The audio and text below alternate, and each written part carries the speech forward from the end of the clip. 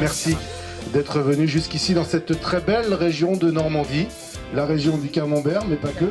Les régions du Camembert, ça nous arrange puisque c'est ce que nous allons évoquer tout au long de cette journée. Alors les équipes de Grain d'Orge et de Duplessis ont eu cette année encore l'initiative de cette opération et ils ont œuvré pour vous réserver un accueil chaleureux et pour vous faire partager non seulement leur quotidien, mais j'ai envie de dire leur passion. L'objectif de cette journée, c'est de montrer à nos clients crémiers fromagers notre savoir-faire. Et le sérieux de notre travail est aussi d'être le plus transparent possible sur toute la filière. Voilà, donc vache normande, pour ceux qui ne connaissent pas, hein, c'est une race à deux fins. Hein. Donc ça fait du lait, ça de la viande et aussi l'avantage c'est que ça a beaucoup de TP, hein, de taux protéique, donc ce qui favorise aussi la fabrication du fromage, donc plus de rendement. C'est une volonté de rassurer, c'est une volonté de transparence. On parle beaucoup du cahier des charges, on parle beaucoup de la matière première. Et c'est vrai que chez Michel et Jacqueline Julien, on est sur une ferme modèle pour le cahier des charges du Camembert Normandie. C'est un troupeau magnifique de 100% de race normande, nourri à l'herbe et au foin. Enfin, c'est la carte postale de la ferme du Pays d'Auge. Donc c'était vraiment montrer aussi à nos clients qu'un Camembert de Normandie, ça démarre à la source, ça démarre à la ferme. On ne va pas dire que ça fait partie de la femme, une vache, mais quelque part, il faut la respecter. Et si on la respecte bien, la nourrit bien, la cajole bien, ben après, la vache, je pense qu'elle va donner son bon produit, point la ligne. Hein. Donc on fait du lait AOP, donc lait cru, parce que sans ça, du lait banalisé, tout le monde est capable d'en faire. Et au moins, quelque part, ça redonne une valeur à notre métier. En fait, on a ici, comme partout en France, des contrôles sur la matière grasse, la matière protéique pour la composition du lait.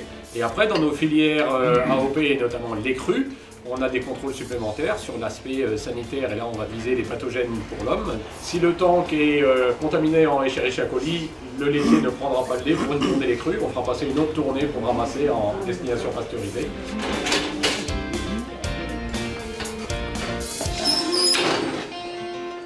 Alors moi, les deux mots qui caractérisent déjà cette première matinée, c'est passion et qualité.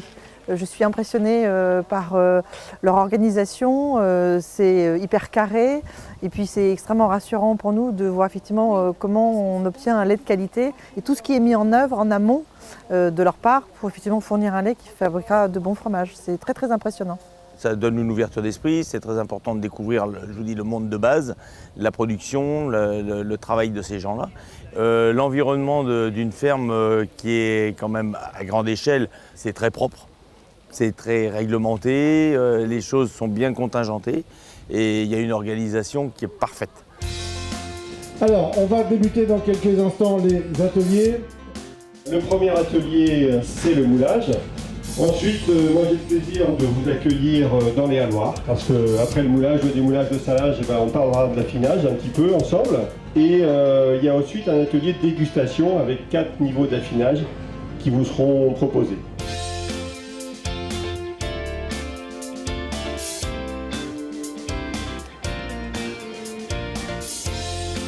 On utilise uniquement du lait cru en fait pour la fabrication du Camembert AOP de Normandie. Il y a également toute la partie savoir-faire de l'homme. Je parle notamment du moulage à la louche. C'est 5 louches espacées chacune d'1 heure. Donc on a première louche, on attend 1 heure, la deuxième louche, etc. Et c'est vraiment ce qui fait en fait la typicité du produit et le terroir. C'est vraiment le savoir-faire de l'homme. Alors moi en fait j'ai fait un BTS industrie laitière, donc j'ai pas forcément appris beaucoup de choses. Par contre ça m'a permis de me remettre à jour, de me rappeler des gestes et que le moulage c'est vraiment quelque chose de très complexe et de voir les conditions de travail des gens. Moi je trouve ça génial parce que du coup j'ai une histoire à raconter à mes clients derrière, des gens à raconter une vie. Les clients ils préfèrent à la limite avoir une histoire qu'un prix. C'est toujours intéressant de voir la chaîne de fabrication. Je suis toujours en admiration devant ces femmes qui font ce geste que je ne réussis pas à faire. Comme on dit, chacun son métier. Et en ce moment, ils sont superbes. D'ailleurs, ce soir, il y a 25 couverts à l'Élysée, j'ai mis le camembert. Ce que vous voyez ici, c'est la face de la première louche. Ce qu'on aperçoit quand on le regarde à la lumière, c'est que sur le côté, on a déjà un développement de géotrichome qui commence à pousser sur le côté. Et ici, on a les fromages qui ont pile 1 semaine. Donc là, le pénicillium et le géotrichome commencent à recouvrir la totalité de la surface du fromage avec une petite densité déjà. Et puis là, on passe sur cet aspect un peu cotonneux, mais c'est aussi pour ça qu'on retourne les fromages. Parce que sinon la moisissure incrusterait le fromage dans les clés. Plus le produit est vieux, plus il va dégager plus d'arômes, en fait beaucoup plus de complexité au niveau de ses arômes. On va avoir un produit qui va être frais, légèrement acidulé en fait sur un produit jeune, donc blanc et demi-affiné. Et on va ensuite avoir un produit un peu plus fort, un peu plus persistant en fin d'affinage, notamment sur les produits qui vont être 3 quarts, 4 quarts affinés. On va, si vous voulez bien, présenter Jean-Charles Carman qui, cette année encore, a réalisé des choses exceptionnelles à base de camembert. Mets-nous-le à la bouche, mon Jean-Charles.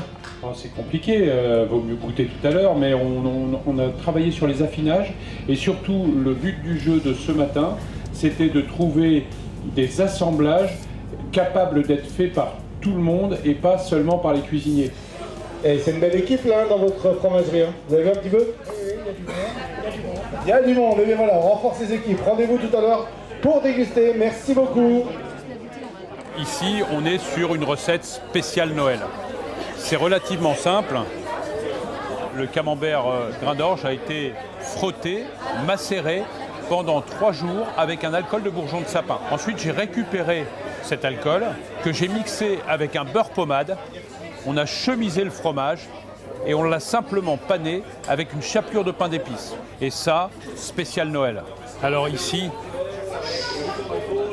le camembert se repose dans son écrin. Parce que pour moi, le camembert, ce n'est pas forcément à la fin du repas.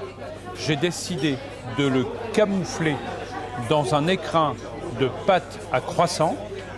Simplement, sur le dessus, on va déposer une fine couche de concassé de poire pour avoir quelque chose qui soit doux, mais qui ne soit pas complètement un dessert. Un camembert dans un croissant au petit déjeuner, c'est magique. Et donc là, tout simplement, on va refermer la boîte et on reviendra plus tard. C'est un bijou qui est caché dans son écrin. Là, c'est les Vikings, c'est la puissance, c'est la Normandie. Alors tout simplement, sur cette recette, on a affiné le camembert dans une bière blonde de Normandie. On l'a laissé pendant 3 jours. Ensuite, on va badigeonner l'ensemble du camembert avec un beurre pommade afin de pouvoir coller dessus des crispis d'oignons. On va creuser le centre et déposer dedans un confit d'oignon juste mitonné avec un peu de sucre. Et on a la puissance de la bière et la douceur de l'oignon. Alors là, c'est simple. La pomme grand-mère qu'on connaît par cœur. La pomme, on plantait un bâton de cannelle dedans, un peu de sucre, un peu de beurre, on met au four et on sert ça en dessert. Ouais, c'est super bon, mais pourquoi ne pas rajouter un petit peu de camembert? Alors là, tout simplement, on va prendre une pomme, on va la découper, on va faire tomber quelques gouttes de calvados dedans, quelques petits morceaux de fromage et on va enfourner. Et après, la question, fromage ou dessert? Il y en a marre, on va faire les deux. Alors là, tout simplement, on va allier le champignon et la vigne. Le camembert a simplement été masqué avec une purée fine de champignons parfumée de quelques cèpes. Et puis dessus, des feuilles de vigne en saumure pour pouvoir l'affiner et pour pouvoir faire concocter le champignon avec la vigne. Quelques grains de raisin légèrement frais pour le craquant. Et là, c'est magique quand on revient des vendanges.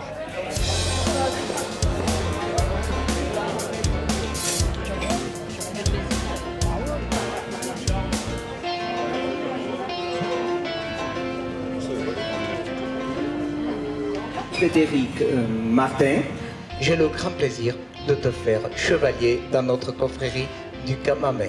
Voilà. Merci. Félicitations. Ouais. Décorant la bise de tout le monde. Voilà. Merci. Bienvenue parmi nous. Merci beaucoup. Merci beaucoup. Mais moi aussi. Alors c'est avant tout une passion, voilà, qui est transmise justement par les parents. Dès le départ, c'est vraiment un fromage de référence sur la scène française, sur la scène internationale. Et du coup, voilà, il ne pouvait pas en être autrement que de venir ici, de rencontrer tout le monde, de venir voir la fabrication et avoir l'honneur d'être intronisé. Le dossier du camembert au lait cru est un dossier qui intéresse forcément les crémiers fromagers.